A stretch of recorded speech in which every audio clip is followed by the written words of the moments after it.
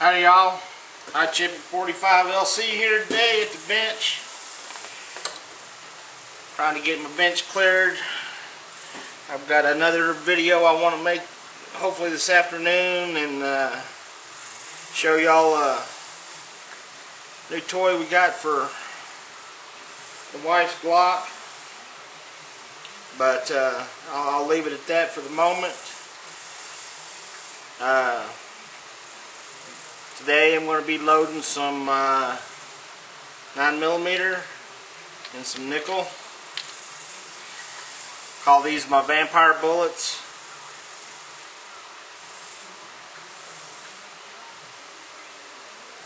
It's 115 grain lead round nose and a nickel case.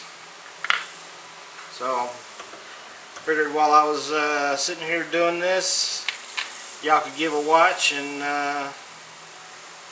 watch me load a few rounds. So I went out to the range to try out the new toy and shot off a couple hundred rounds, so that's why I'm trying to make some rounds today. And I just love the way these nickel cases look when they're reloaded, especially with these lead round nose.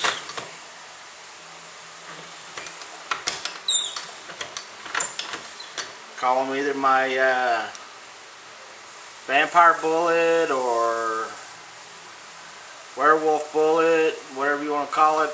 Like I said, to me it kind of looks cool, just the nickel with the lead, all silver. If only the Lone Ranger would have carried a 9mm, right?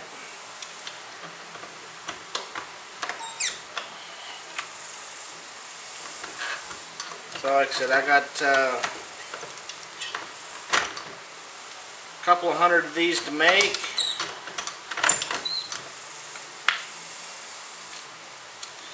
So I figured I'd let y'all watch.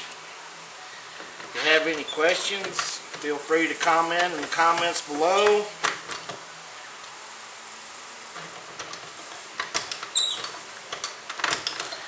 And we'll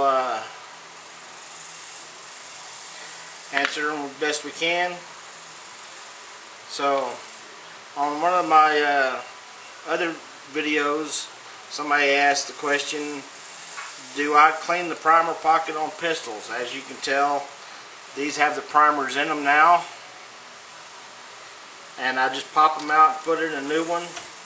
On pistol rounds, on rifle rounds, however, I do clean the primer pocket because when I'm reloading rifle rounds, after I resize and deprime them, I put them back through the tumbler again, and some of my media gets caught up in the primer pocket and the primer hole, flash hole. So I do clean those. So I want to make sure that each round fires. Whereas on these pistols, I tumble them with the primer in it,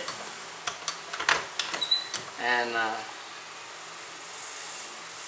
so there's nothing that gets trapped in that hole. So I just pop it out, pop in a new primer, make another round.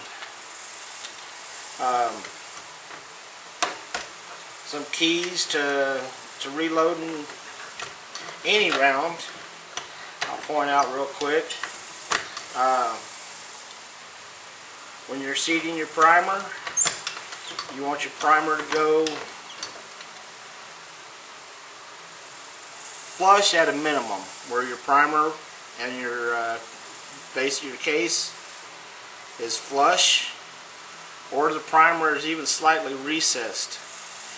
If the primer is protruding in any way, It will jam up the gun, cause a misfire. Several things could happen. So you want to make sure you get your primer seated properly to the proper depth. You also want to seat your bullet to the proper depth, and you don't want to go past the factory spec on one of these bullets. So they say the max dimension on this is 1.169, and I set these die up so long ago I couldn't even tell you what I'm running right now, but we'll take a quick look. And we're running 1.107, so we're a bit under, which is good. So I know the round should chamber fine.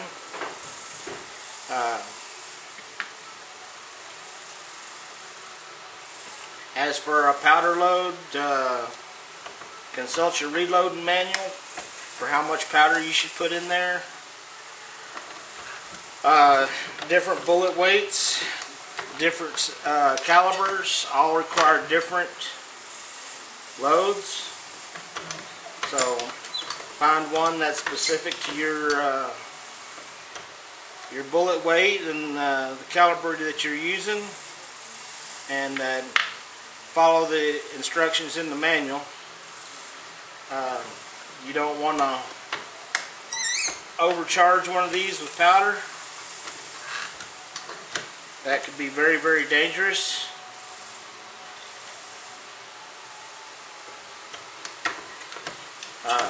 Known of several people that have, either double charged, triple charged a round, and when they pull the trigger on that round, at a minimum it scared the hell out of you, and it has the possibility of blowing up your gun. In fact, there's several instances where I know that has happened, that in a revolver it just blew the cylinder all to pieces, caused the round, it was so hot that it caused the rounds in the other chambers to go off as well. So be careful of that.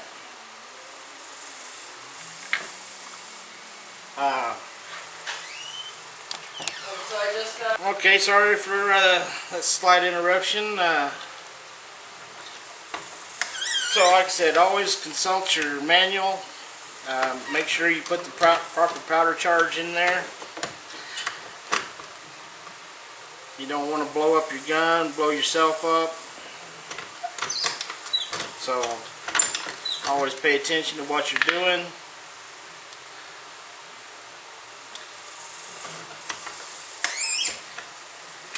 And if you notice, while I'm doing this, I do not have the spindle in this turret for the turret to spin while I'm loading the ammo.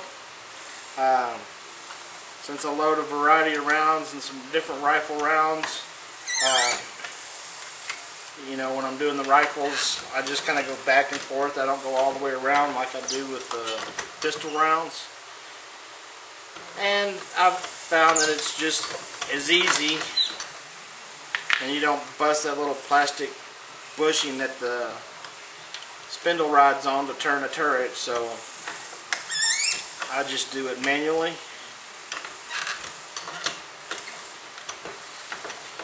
So like I said, trying to get these boxes reloaded up,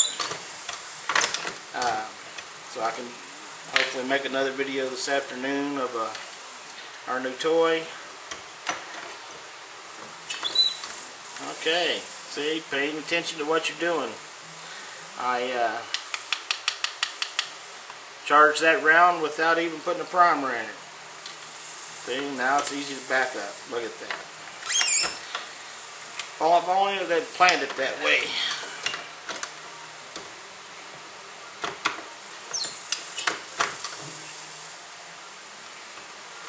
Like I said, it is easy to lose track of where you're at, and possibly make a mistake. And remember, when you're doing this, you're hoping to go have fun shooting, and you don't want that fun to turn into a nightmare. So just pay attention to what you're doing.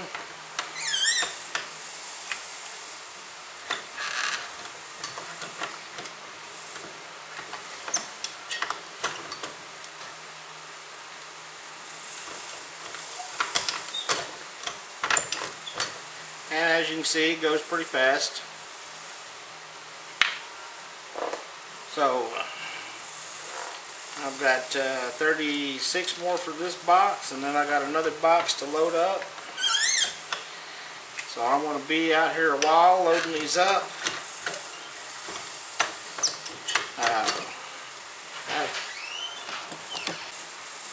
So like I said, got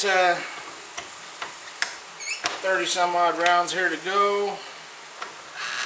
I'm probably going to have to reload the primer tray here in just a second.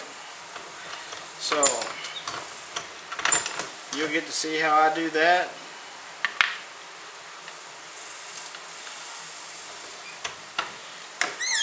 I'm hoping that I get some 380 dye this afternoon.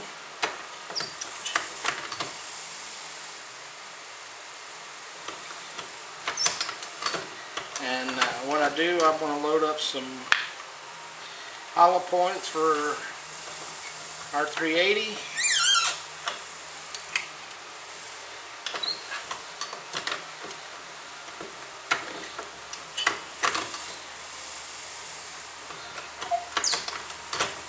I've also recently got some dye for the 40 Smith & Wesson round, 10mm. Also got a set of dye for 30-06.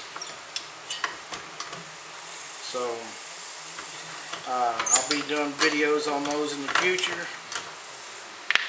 I don't have all the components necessary for those right at the moment, so it'll be a little while before I do that video. I need to order bullets for both of those calipers. Need some primers. Of course, right now everybody's looking for powder and primers.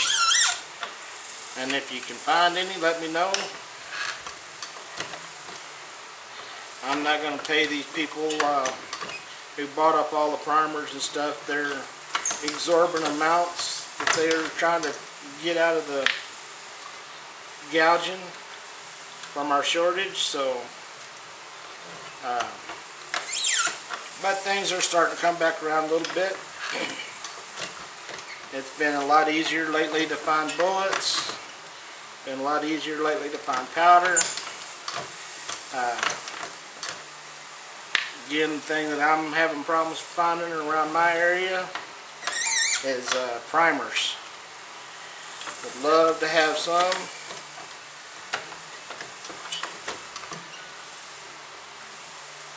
In fact, last week I got a notice, email notification from Midway that they had small, large pistol primers and small rifle primers in stock.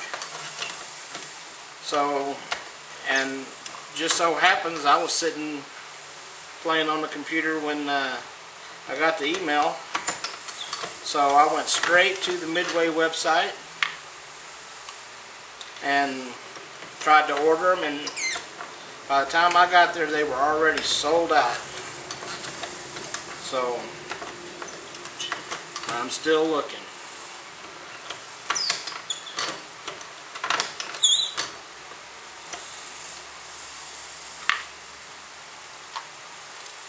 Like I said, you can see this goes pretty quick.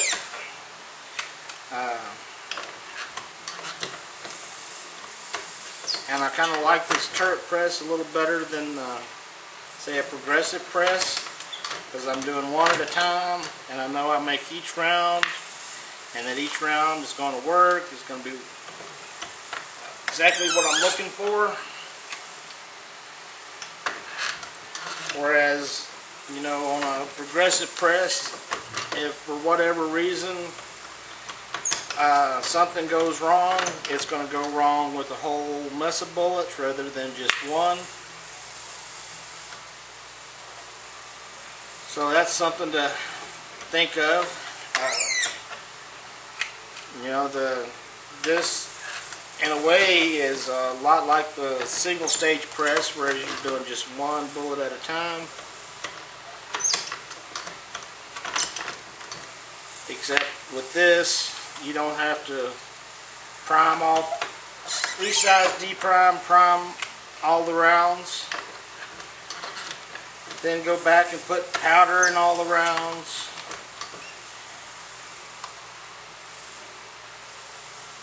Then seat the bullet, and then back to crimp the bullet. So this does make it a lot easier.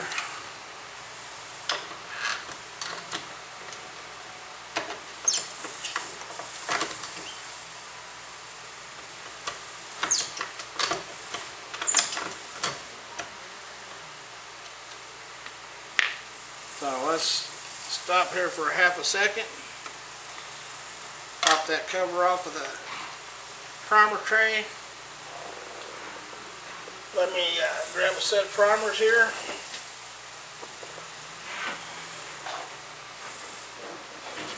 Okay.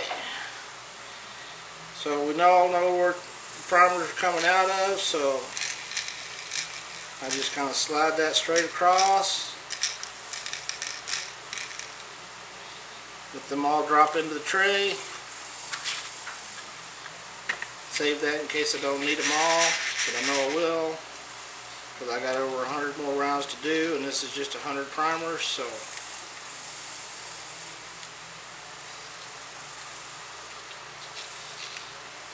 and you can shake it a little bit, but you can get them to all switch, but I only had a few, so I just turned them over real easy. Put our tray back on, cover back on. Shake that again to fill that up our stem. Excuse me. And we're ready to go again. So, anyway, hope y'all are enjoying these reloading videos. Like I said, if you have any questions, let me know. Be glad to answer them for you.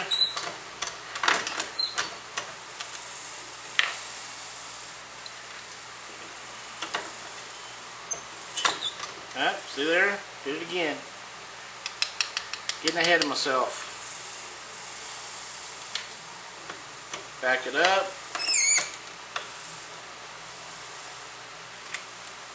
And see, with that turret spindle, if that would have been in there, I would have had to go all the way around. I couldn't have gone backwards, so.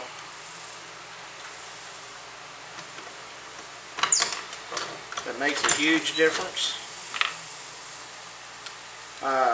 Remember, you can also check me out on Facebook.